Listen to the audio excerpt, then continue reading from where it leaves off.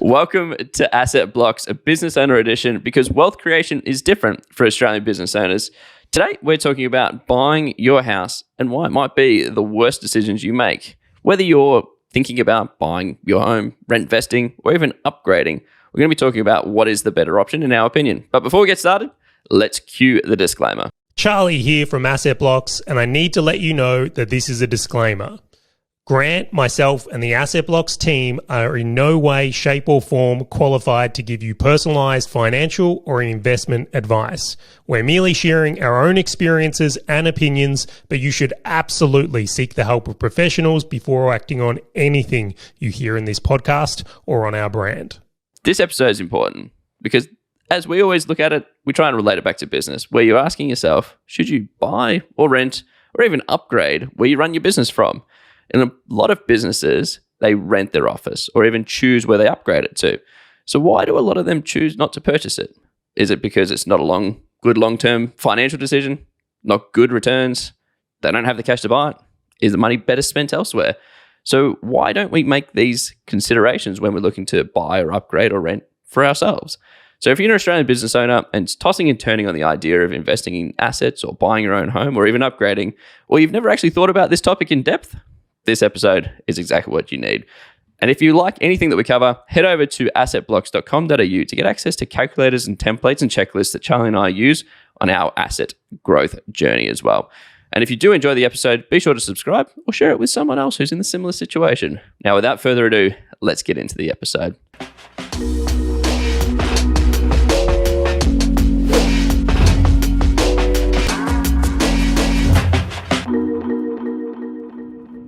Charley, topic is close to my heart because it's something I'm going through right now. I'm at that trigger point where Hazel and I are talking about starting a family. Dun, dun, dun. So obviously we love investment properties. We love buying assets and improving our wealth, right? And the conversation is going, do we continue renting? Because for us, the opportunity is rent or buy a place that we're actually going to live in. So I'm curious, right? There are three options: rent, buy, or in your situation, potentially upgrade. So why might buying your house be the worst decision if you're starting out your journey? Yeah, I'll start this one with a story is that I actually have some friends, which I won't name them, and what has happened is they've bought a house that was a little bit too much for them. They've bought a house that's kind of above their budget, and in turn, the sequence of events is that it's actually hamstrung their business. They're really stuck in a rut of having to fund this expensive house, and they're unwilling to downgrade because of the status it brings them. I like it. In the community. I like it. I won't name the suburb or people, but then by consequence of that, I should really say, is that they're unable to reinvest in their business at a rate that would enable it to grow. So now what they've got is a situation where they've got an underperforming business that needs funding, and they are running poorly because they're stressed about a mortgage they have to pay that really they can't afford. And I mean, when you look under the covers a little bit in this story here, they go into it, and I think they did it for the right intentions. They were concerned house prices in that area were just going to keep going up, that they would never get in if they didn't buy the house now. And that was kind of true. They probably wouldn't have, because if you fast forward a couple of years, housing prices in that area have gone up substantially. So I completely back that. And then the other side of it is, much to the point of what you mentioned earlier, is that they were renting, and then the idea of having kids while renting was something that they felt concerned about it. They wanted more security around it. Now that's completely unfounded, right? Many people raise kids in this country and rent. Like, it's not a one or the other. Like, I actually will say this is like a myth, an urban legend. You know, you hear some out there. It's like, again, like that's one we see. Another one I see commonly. Have you ever heard this, Grant? Well, rent money's dead money. Dude, you're paying for someone else's mortgage. Yeah. I think it was at Aussie Home Loans that like rent money is dead money. That was the TV ad. Dude, I love it. I love it, right? Because it's the same thing as what Tiffany and Co came out with the diamonds for an engagement ring. Like it's complete fugazi. It's made up. It's made up. It's all made up. Everything's made up. Just remember, everything in your life right now, someone made up at some point. Agreed. Everything. Anyway, I'll come back to this one here. Why I think this topic is so unique to business owners is like in the employed conversation. So if someone has a job, they really have two options to look at, where they can rent and potentially buy assets or invest in other things, or they can buy and put money into their own home and then invest later potentially. As business owners, though, we had this third option where we actually have the ability to reinvest in our businesses.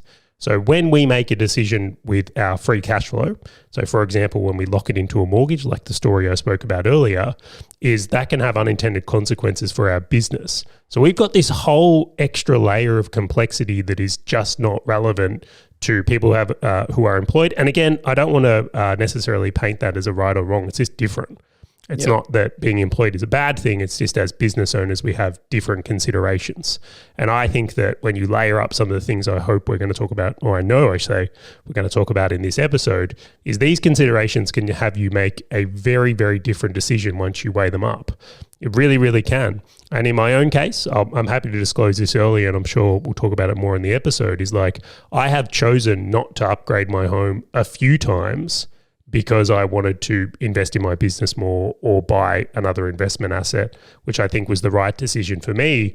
But again, didn't do great for my status game like my other friend who's living in a very affluent area, although struggling his ass off, I will say. I do have to say, I'll still connect with you. I don't mind that you're not in an affluent area. Well, you are in an affluent area. I live in a nice area. I'm not going to say I don't. Like I'm on the Mornington Peninsula in Victoria. It is a beautiful part in the world for about 6 months of the year. I'm like, it's fine. And to represent that, right? Because everyone's situation is not the same. Because for us, it's looking at, obviously we care for us about ones and zeros because I'm a very ones and zeros guy. So I'm like, assets.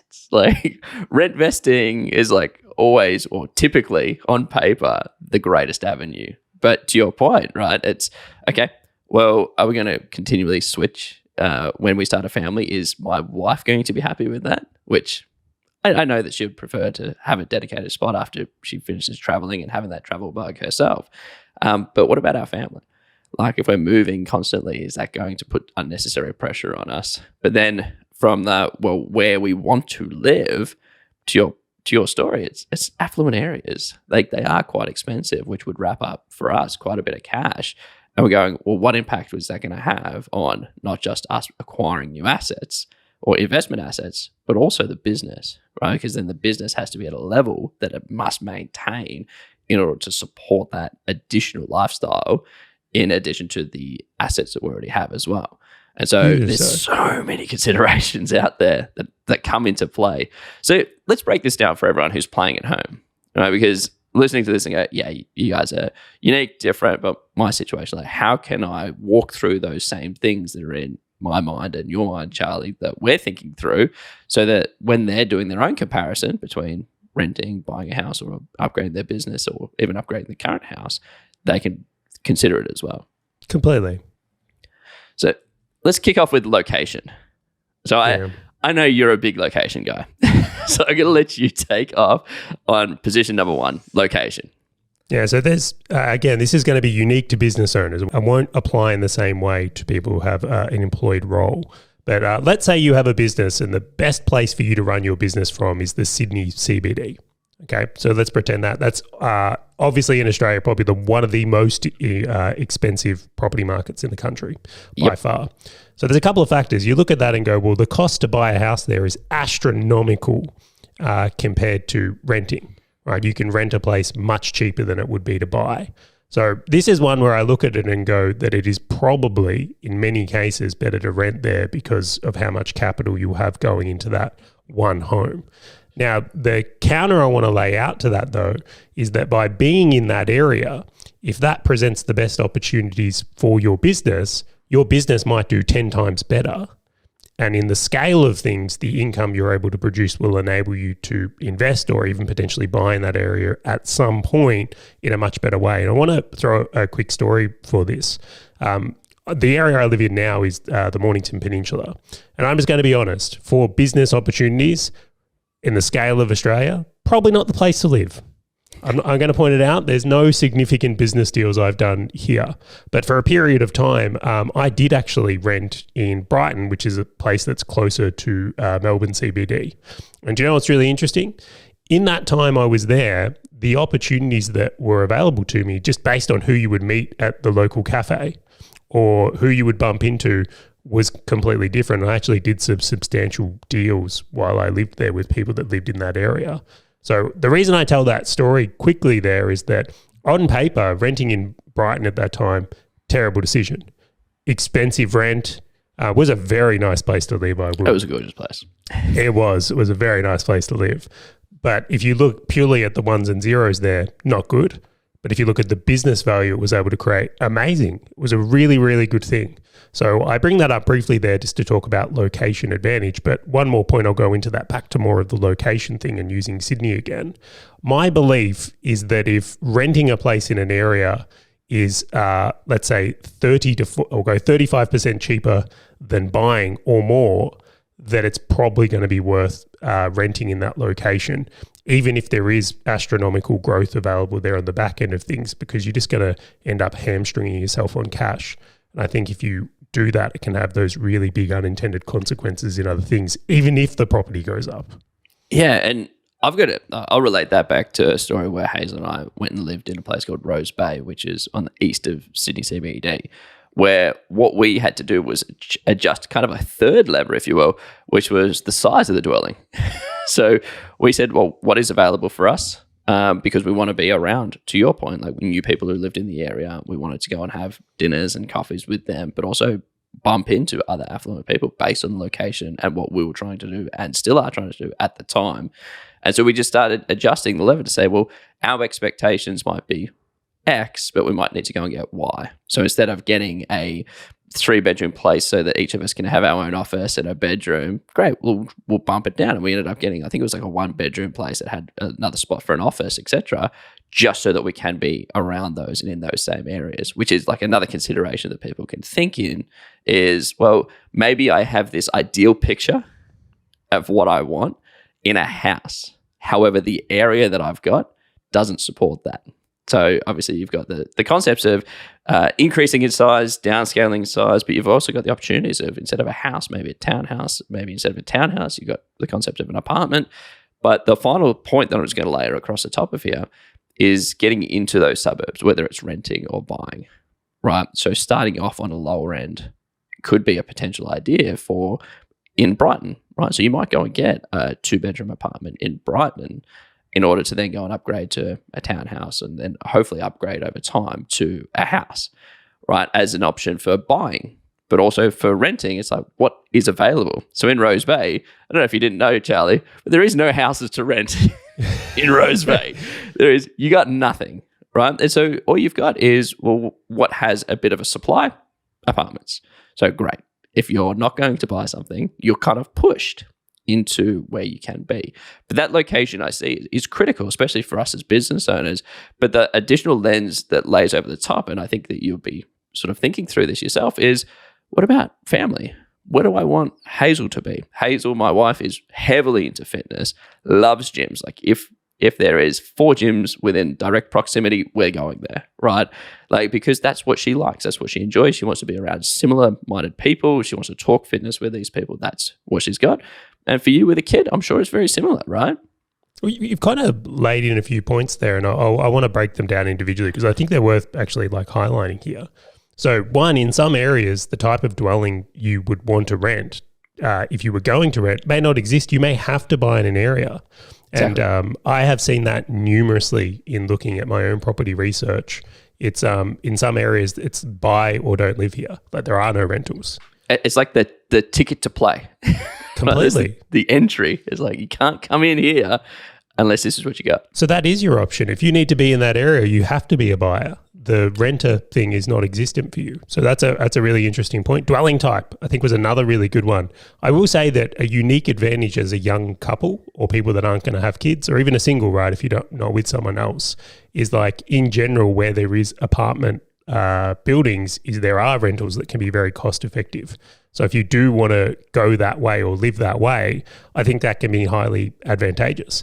And I'll admit, I've even considered renting 2 or buying 2 apartments next to each other and just living out of 2 of them to get the space for a family at one point because I wanted to be in a location. Maths didn't work. I won't go into that now, but just putting that out from there and I think is a huge one. So I really like that as well. I want to bring in another one, though, that's quite interesting to me. If you were to live in parts of Western Australia, so Perth, we'll put it down to here, there's some actual towns right now within 30 Ks of Perth or within 30 minutes of driving to the city where it's the same price to buy as it is to rent. Yeah. Like it actually, you're not making any type of saving there to be in that area. So if you can live or want to live for whatever reason, maybe it's family support or whatever it is, you may be at an advantage to buy in that area because it's not any cheaper to rent. So I think that's a really interesting thing that is occurring in Australia as well, where you do have those types of opportunities. You really, really do, which is quite unique. You think the same country, and we're talking about that type of disparity between cities, is massive. So I like that one as well. But I think we should dig into environment a little bit more here as well, because this is the other factor that is often unspoken or unthought about when it comes to where we live. Yeah, environment is key, right? So I know we've kind of touched on you running into business opportunities as you go down to the cafe, but it goes beyond just that, right? So I always liken it to, I still want to go and kick it in the US for 3 months, 6 months, because I like technology businesses. That's my jam. And in the United States, there are 2 hubs for this: San Francisco and more recently Austin, Texas. Now, if you're a technology entrepreneur and you enjoy software and you say, I am going to move to Chicago to hang out with all of the other tech entrepreneurs, it doesn't exist. It's not there, right? It's like, why would you hamper your growth personally or your growth in your business just because you want to save some money on a housing or just because you want to save money here? The point that you mentioned before is like you could 10x your business, 10x your network, 10x your employee base, 10x the concepts that would come to you vastly improve based on those that you're directly surrounded by. And so by having that area of me going, great, I'm hanging out in Austin, Texas, the amount of people that I will run into that will want to talk about technology, live and breathe technology, the meetups that are there, the conversations that will happen, it's just naturally going to improve me. But there's an interesting layer that Hayes and I have also been talking about that lands over the top, which is, what about her, which is I covered, but what about our kids? Who do I want my kids to hang around with?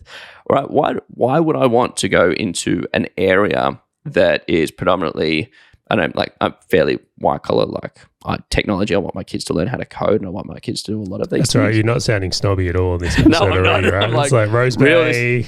Reel it back in. No, but if I want to teach my kids how to code and things like that, why would I move them into an area where it's predominantly, I don't know, it could be like engineering or it could be other aspects, when there might be this one really good school in Melbourne that just specializes in, great, if children want to learn how to code and do all these things, this is going to help them get there. So now I'm going to factor this in because it's my network, Hazel's network, as well as my family in the environment I'm surrounded in, because it's not just growth. There are other areas that you can land in that can actually detract from it, right? That can actually pull you down and just go, no, your mindset and everything's going to change in the opposite direction. Yeah, so I just want to use an example here. Let's just go through this in an idea. Imagine you live in an area with a really high crime rate, and every night you're worried about your car getting broken into, or if you've locked the back door of your home, or if you've got your security cameras on. It's like, can you imagine the idea of like you get up and that's what you're dealing with on a day-to-day basis, and you're doing business from that type of mindset?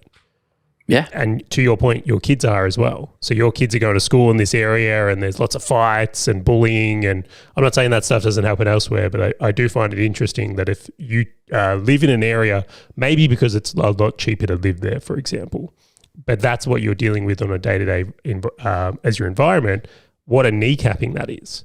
And what a disadvantage you are to living in a more fear-based approach versus to living in an area where everyone's doing well and they're succeeding in life and they're happy and they're feeling inspired, and like your day-to-day presence is like, wow, this is what winners do. Yeah. But everyone's propping each other up, right? Because it's like, okay, well, this is the standard of what's acceptable. And so in Queensland, near where I am right now, there was a school it was probably about a 30-minute drive from us, which was named the number 1 school with the highest crime, right, around this high school. And I'm like, why would you want your children to be surrounded by that? You are made up of those that you are surrounded by, versus a school that got named the number one of like a high school with the number one, most people going to Harvard or Stanford or something like that. And you go, like, you have the same opportunities. Like, you can surround yourself by this or this. You have options, right? And the same goes for obviously my wife. The same goes for obviously for us in business, etc. And it's just being aware of those options and those opportunities and go, what is that opportunity cost between which one I'm going to lean on? Do you know, this is one of those things where it's like, it's interesting when you think this through, is like, if you would think logically, purely logically, if I live in a cheaper area and then I invest more of my money, that I end up in a better place. You know, ones and zeros. Ones and zeros. All right, cool. Yep. That makes sense. I'm saving more money. I get to this place better. But when you factor in this, is like, well, hang on, what if my business is less successful, or my kids are less successful, or I'm more unhappy, or I'm scared all the time because of how much crime goes on in my area? Like, actually, well, then your business does less, so there's less income to come with that, or less growth. So I think this is one of those ones that doesn't get discussed as enough at all. And to make a point, I love the study they did in the US on wealth, whereas like the single biggest factor on where someone ends up in life is not career choice, it's not even schools, it's the postcode they live. Isn't that fascinating? People that surround themselves. And it's interesting because I think a lot of people who, like, obviously everyone who's listening to this is predominantly business owners, right? And we are different to the common people. Like that age-old adage of, rent money's dead money, or you need to have the Australian dream and buy your own home. We always look at these things and we go against the grain. We go against the norm. And so for us, it's like, okay, well, how do we adjust this so that we can push a lever that makes everything around us better, as opposed to, I just need to buy a house and I just need to own a house. But that concept of just owning a house comes back to another layer that like Hazel and I are thinking about based on the areas we're looking to buy in, is budget, right? And I mean, I'm going to pigeonhole this into just the deposit part of a budget, right? We'll talk about the long-term costs and all these things in a minute. But looking at the budget that we need and the opportunity for that budget, right? Because we're obviously talking about the option between buying our house or renting somewhere and then using that same budget to buy investment properties versus sort of locking it up. I know that you've got an interesting perspective because you also have the third one that sits across the top of upgrading. Right? Do I upgrade my house? Hugely so. Upgrading, I think, is often forgotten in this conversation. Buy versus rent seems to be attracted a lot to first home buyers, and obviously I get why. But at the same time, upgrading is a very, very interesting conversation in like the timing of it. How much do you spend? What's relevant for what you would require out of a dwelling or a home, family or living situations?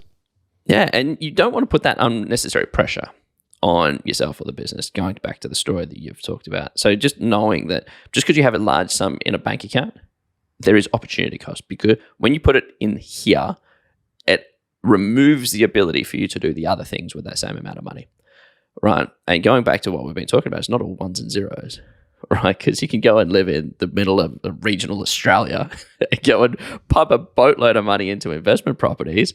But what about the quality of life? What about all of the other parts? And so that budget, that initial deposit is a really large consideration, because do you even have enough to live in where you want to live? Are you sure that is going to be the right option for you to dive into now, based on the areas you want to live in, based on the environment you want to be around, based on the proximity you need to be in for your business, right? And so if you throw too much money in there, you go back to the story that you were sharing around a friend that's stuck, right? And now you've got more unnecessary pressure, which brings down the business and brings down everything. Yeah, he's noticeably stressed, like very noticeably stressed. You can tell the pressure to continually take on work in any environment to make his mortgage repayment is weighing on him. It really is. And just to throw something in, I think often here as well, we can pigeonhole ourselves of thinking in a fixed mindset of like, oh, I buy the house or do investing. Yeah, I'm of the belief that we can do all of it. It's sequencing that matters. Yep. It's doing things out of order that really like messes with people. You can totally live in a nice area and have a brilliant house and invest, but if you try and do it all at once, or do it in the wrong order that doesn't work to the sequences of what your business may need or anything else, that's where people really come unstuck. Yeah, and I always think of it like a percentage game, right? Like it's not 100% or 0%. You can go 60%, 40%, right? So you go, okay, well, what can we afford with that 60% budget?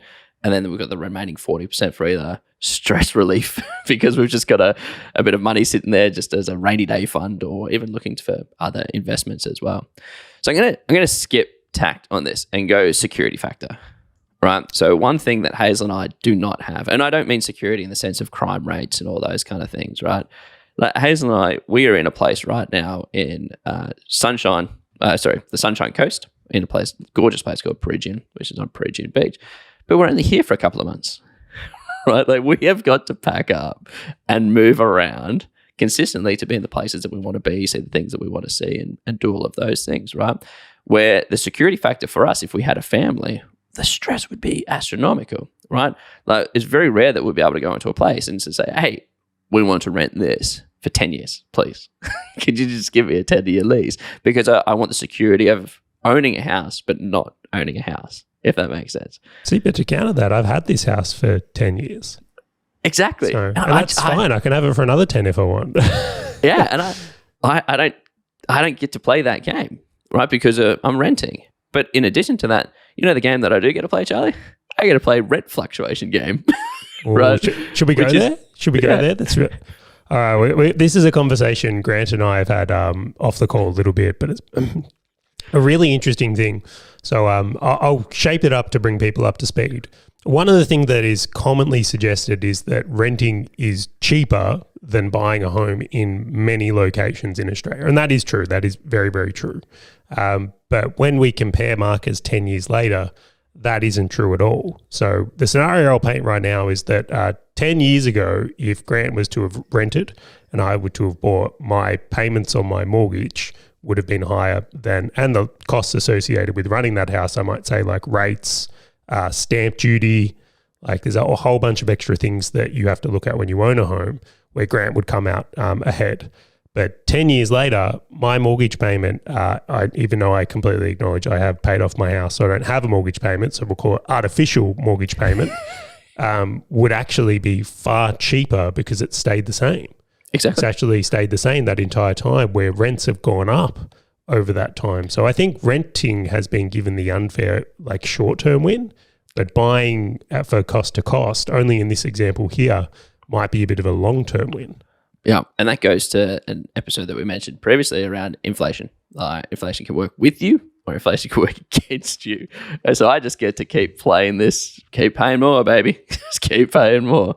Whilst you get to essentially, because cost of money over time, right? If you're buying things, it increases. But if you've borrowed money, it works the opposite way. It's pretty funny though. I was looking at it when we first bought this home, and I'm happy to disclose this, when we first bought this like many, many years ago, the payment was like $450 a week when we first bought it. This is like 10 years ago. And I remember thinking like, this is crazy. This is like, we're going to have to be so careful. We're going to have to tighten our belts here. Like, and I look at that now and it's like if someone was to rent the same house, and I know how much rent would go for on the house, similar houses in the street right now, and I look at it and go, I'm not sure I'd even rent that today. I wouldn't see good value in it. It's like so astronomically high compared to that. It's crazy. And so I'm sitting there buying investment properties, looking at mortgages and the rent I'm getting, and then just looking at the rent we pay. And I'm just like, oh man, this is different, just different.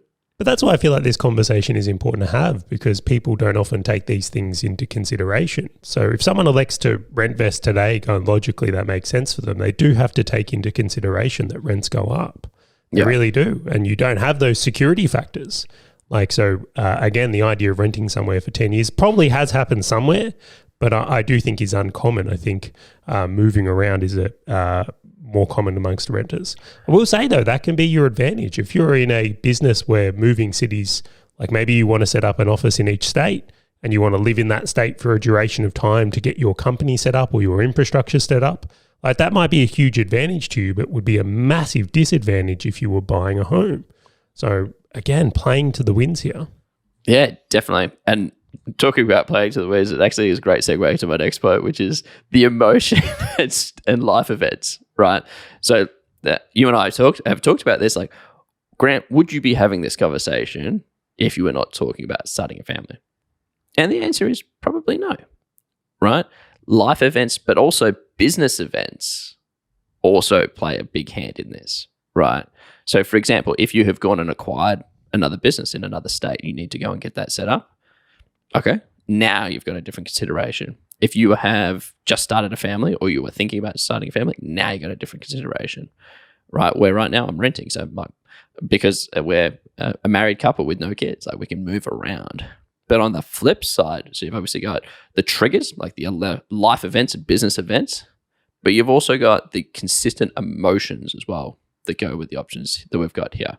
So stress and pressure, we've talked about a lot already on the podcast. Like, is renting going to add stress and pressure? And I'll be honest with you, every time I have to pack up all this podcasting equipment, the lights and everything else in our house, by the way, like we still acquire stuff even though we know we shouldn't, and put it into that car and go and travel somewhere else to go and rent for 6 months, 12 months, 3 months, whatever it is, that is stressful. And I don't have a kid. I'm just a big kid, and I got a wife who's also a big kid, right? But that's stress that I've accepted, where if you lived in a place, you'd never have to deal with that stress, right? But you might have the stress of maybe the mortgage. Like I might have bought something a little bit too more expensive, or you might have got a stress where your business has changed, and now I need to travel to Tasmania a lot, but I'm not living there. Oh my gosh, I can't go and rent because I've bought my place. Like there's so many considerations around this emotion and triggers or life events that people just need to think about and understand when they're making these decisions.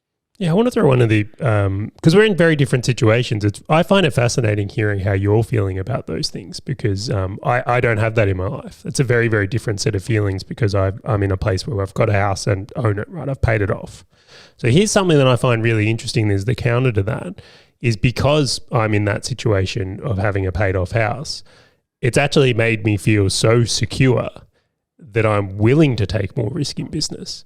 And I think you've even said this to me at numerous times is like, I'm paraphrasing here. It's like, I've never seen someone so ready to burn the whole thing down and change the whole business overnight, which I don't. I've never seen someone so relaxed about this.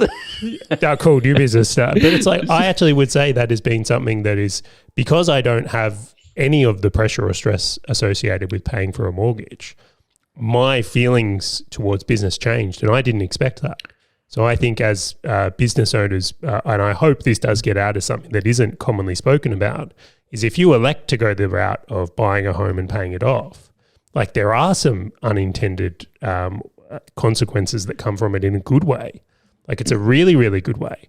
So I've actually found that to be a hugely helpful thing in business because I don't have to worry about those things in the same light. And I will layer across the top there, in addition to your wealth creation that you've gone down, like you layer on top that you own the principal place of residency, and you also have a bunch of really great assets. It's almost like business is a game, right? It's like you get to choose what you do in the business in order to support the lifestyle you want to support, the clients you want to work with, the project you want to take on, etc. It's just hence why Asset Blocks was created, by the way. It was because of these things that other people just haven't seen or go, oh wow, that's actually really possible. No way. Well, this podcast wouldn't exist if that circumstance didn't was there. If I felt the need to purely be, got to pay the mortgage, this clearly isn't the best use of either of our time. Like there are things we could both be doing to make more money than this podcast produces. Definitely. But it allows you to pursue passions, right? And that's, I think, is something really important. But I want to layer a factor over this as well, which is like balance sheet. So what a lot of people don't take into considerations when I've spoken about them, and I'll use some examples to go with this.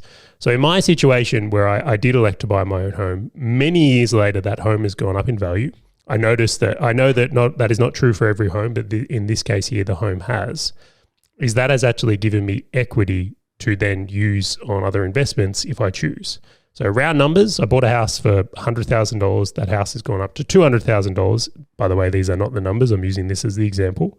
Is that $100,000 gain I can then borrow against to buy more properties or buy shares or use as a leverage piece, where you do not get that advantage if you were working with shares. So I'm sorry, working with renting. So if you were renting, there is no balance sheet stuff you may doing. It would only come from the investments. I will say that has come in particularly handy at times from a borrowing capacity standpoint. So if you are someone inclined to want to use debt and leverage down the road, like having a home is not a bad asset to have on the balance sheet at all. It can be very, very helpful in that regards. Yeah, and I completely concur, because for Hazel and I, we look at cash flow, monthly cash flow, as like that is it. That's all we compare. And so everything that we get from our investment properties basically needs to pay and more of everything that we live on, right? And so it's always trying to balance that. But that's the game. That's the only lever that we can push outside of refinancing an investment property for us, right? But we've got to pay tax on that, like any gains that we get, right? So if we get the loan and refinance, we don't pay that. But if we go and sell a property, obviously, and it's worth more, we have to pay tax on the resale. Unlike if you own your house, right, and you go and sell your property now for $200,000 in your example, you're not paying the tax on the increase that you've got, right? And so for us, we just focus in on the cash flow, the monthly cash flow, and we go, what's our monthly expense? What do we get from our investments? And that's kind of the game that we play, because we don't have that principal place of residency lever to push, right? Which is, well, how do we refinance our own house? We've only got the investment properties to lean on. So not a lot of people, again, in the considerations of conversations I've been in this, is that, and hopefully people are aware of this, is that you don't pay capital gains tax on your own home in Australia. That is one of our tax policies. So if you do buy a home and it doubles in value and you sell it, you would get to keep all of those gains. Yep. Where if your investment properties, if you would it, you are subject to capital gains tax. So on the long-term horizon, this is where things may not shape up for people as well. So it's a very, very interesting consideration to take on those long-term costs as well. And it's actually interesting because on that balance sheet conversation, the one of the main things that Hazel and I have been talking about, as with yourself, has been the impact to our ability to borrow, right? Because you are in a property, you've owned it for quite a while, paid off, like happy days. For us, we would be stepping into the start of that journey, right? So go and put a deposit down, get the mortgage on it. But that mortgage, so if it was $1 million property and we go and put $200,000 down, that $800,000 that we've just turned into a mortgage is $800,000 borrowing capacity that is taking off our ability to buy more assets. Right, Ooh, so isn't it? It's painful to think about, isn't it? Oh, it's terrible, and especially because the properties that we typically buy as investment properties are not in areas that I'd want to live personally. Like, actually, no, I lie. Some of them I do like. I know your locations. I would happily live in some of those. I'm like, no, I'll rewind that, right? But again, it's not where I personally right now in my career want to live, right? And so, okay, great. Where I do want to live is more expensive, which means I'm not talking about taking a $400,000 mortgage out. Like, I'm talking about taking a substantial mortgage out, which is potentially going to hamper 2, 3, 4 investment properties in that borrowing capacity, right? And so now I'm not just talking a 1-to-1. I'm talking like a 1-to-4. And I'd suspect that most business owners might be in the similar situation, right? Because it's not a ones and zeros game, which means now it's, okay, well, if we go and buy it, how long is it going to take for us to get that down in order for us to get more borrowing capacity? And I can obviously do that by selling more and earning more through the business, etc. But it comes back to that emotion. Is it going to be too much stress? Is it going to be too much pressure? Do I want to deal with that? Versus, hey, what am I going to get from 3 or 4 more investment properties in the long term? It's a hard pill to swallow. It really is. I can completely concur that as soon as you go into the realm of buying your own home, or even renting a really expensive place, driving up personal living expenses does create more requirements of our businesses. It really does. And like, we're very fortunate to be business owners where we can do that, but to not consider the opportunity cost on it is the thing that I think it would be a mistake for many. Yeah. And then just layering over, so obviously we talked about like the long-term cost, but then obviously the long-term ROI. Like, you talking about your example there, if you bought your property for $100,000 and you were in it for 7 years, 10 years, and it's gone up to $200,000, sorry, so $100,000 to $200,000, and you've made the $100,000, that's a great ROI because it's tax-free, right? But then you go and apply that and you go, great, where I live, is it going to go through the same growth? Obviously, we've seen some pretty serious property growth recently, compared to if I go and buy investment properties where I literally have all of Australia to choose from, where I literally can choose the places that are probably going to grow the most, have the most demand, have really good rental return, etc. Like, what is going to be the long-term ROI from a ones and zeros perspective, ignoring all of the others? And so when we look at this, it's not just that initial cash down deposit and cost of purchasing a property or anything.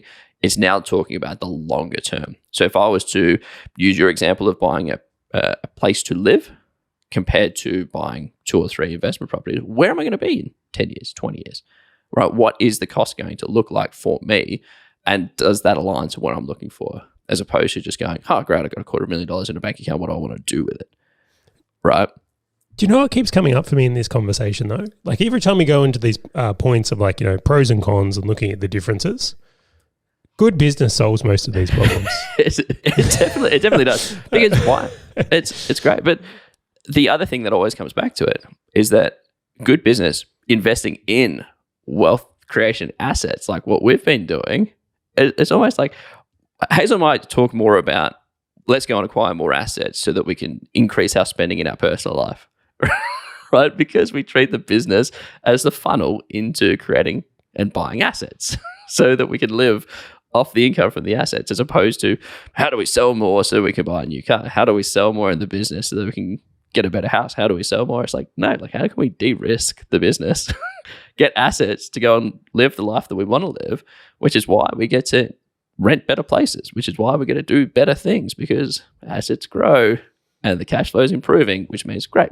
Now it's not costing us anything. We're not putting more time and effort into increasing the other part. But you're right. In order for all of this to increase, just having a solid foundational business, and in previous episodes we've talked about what a good business looks like, it is the key foundation.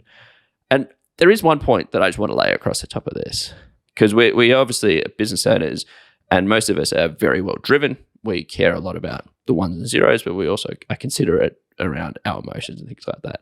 I will say that where I've seen this in my personal experience with some of the friends that I've got, where I've seen it fall over, is lack of communication, where the business owner wants to drive the decisions based off maybe ones and zeros, ignoring their partners or their families or anyone around them emotions or thoughts or considerations, right?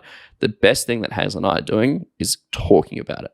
But we're also bringing other people in. We're bringing experts in to go, what is going to be the best approach for us? And having that communication, depending, if you're by yourself, great. Go and do whatever you want to do. It's fine.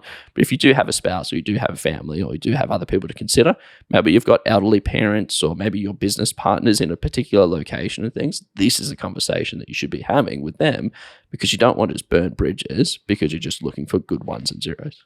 Yeah, all these, every point we've spoken about is an ecosystem.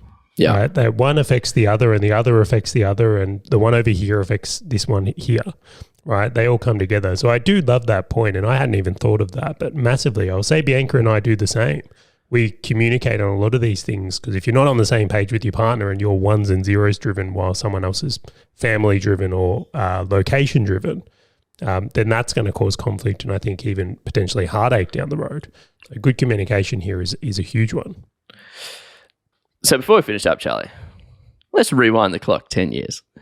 Let's say you've got the same business you got right now, but you don't own the house that you currently own. And we'll stretch it. Imagine you don't own the assets and investments that you have right now. Would you buy a place to live in, or would you go investments and just go rent vesting? Yeah, I've thought about this a lot. So it's something where I have to acknowledge that it's worked out for me, what I've done. So I'm not unhappy with my current situation at all. But was it optimum, and was it how I would do it again? Probably not. So I've gone through this, and I've really thought about the mistake, or the thing I would change. I'm not going to say the mistake, is that I wouldn't have so aggressively paid my mortgage off. I would have started investing earlier. So now, these days, now that I've got more education and thought about things, is that I'm comfortable to have a mortgage on my own home and also invest at the same time. Like I missed out on many years of growth by not investing and having a mortgage at the same time, purely because I was so focused on business. So that's one of the key things we're looking at here.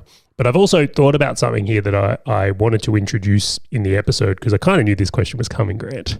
No.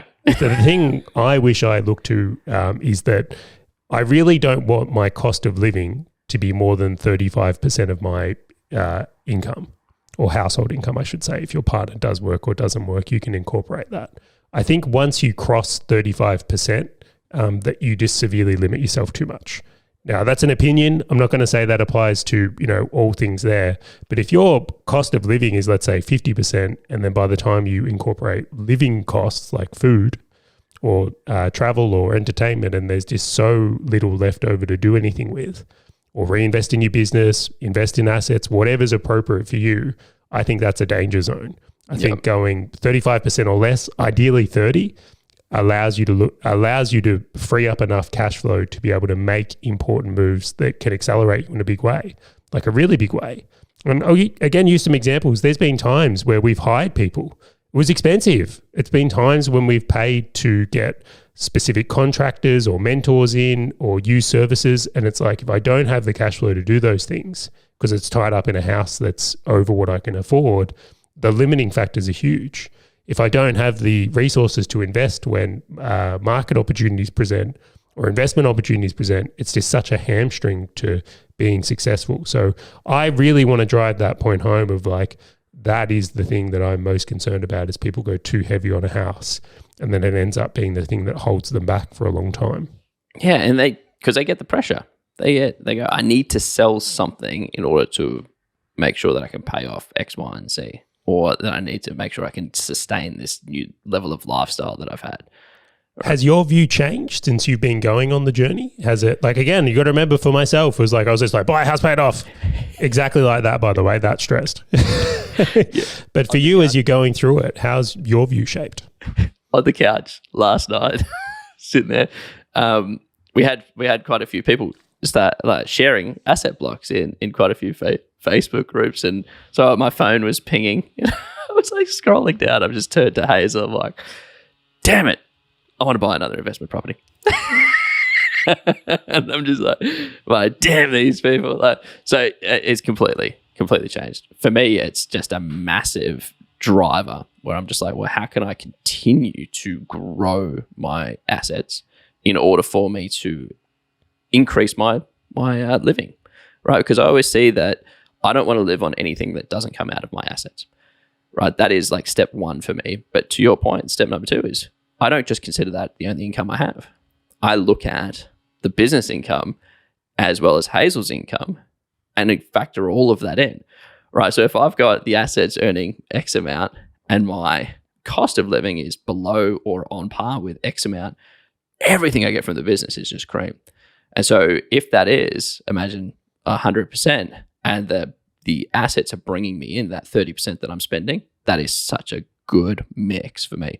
So my biggest epiphany was that. It was like, how do I just live on cash that's coming in from assets and acquire more assets so that I'm asset income's actually turning into savings and buying other assets as well. And just because that's turned out to be around that 35%, now that's the game of going, well, how do I live in better places without impacting this? How do I continue that? And it's that ecosystem that you were talking about is almost the way I see our investments, is this ecosystem of like the business, the assets, our expenses. I'm like, do I pull expenses down? Do I increase investments? Do I increase the business? Or like, what am I going to push and pull here based on where I want to get to? So wholeheartedly, it's now a game. I just see it as a game. Like I don't think there's any other way for me to look at it. It's just this game that I just want to continually play and play. It's like Monopoly. Like, how do I put another house on? But I think that's a healthy mindset to think of it as a game, right? I can see that for a lot of people, money and finances is a stress. It's like it's something they feel obligated to do, but it just rattles them, makes them nervous. It impacts them in a negative way, where I think viewing it as a game, which is exactly how I think about it, it can be fun. Like, it doesn't have to be a stressful journey. It can be a fun journey and exciting, and there can be plenty of wins and celebrations through it. Yeah, but it's also been interesting seeing that Hazel come on the journey. That's been quite fascinating as well, because she gets brought into the game. She's like, damn it, I want to play. Let's push harder. Do you know what's interesting? I'll say on my side as well is that I instigated in our house. Like, I was the one who led and say, hey, I think this is something we should be doing. But as we've gone into the game, I think Bianca might even enjoy it more than I do now. Did I think she does?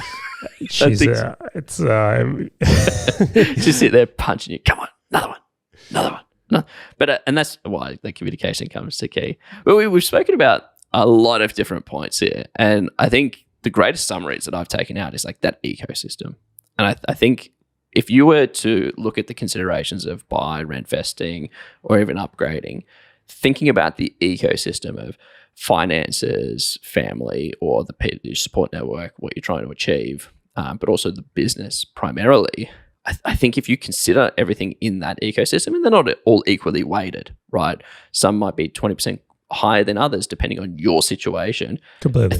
I think you're going to come out with a pretty good position because you've considered all of the different aspects that you have to think about, right? Because you're not always going to be able to achieve 100% across them all. You might not get your kids to the exact school you want them to, but you might get the second or third.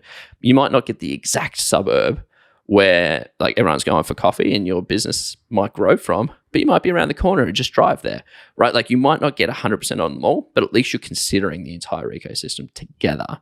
And then the second main point for myself was around the concept of upgrading. And I'm going to split upgrading into two. We spoke about upgrading your house. So if you've got a current place and you're looking to upgrade, but also upgrading your business, right? Like it's the opportunity cost.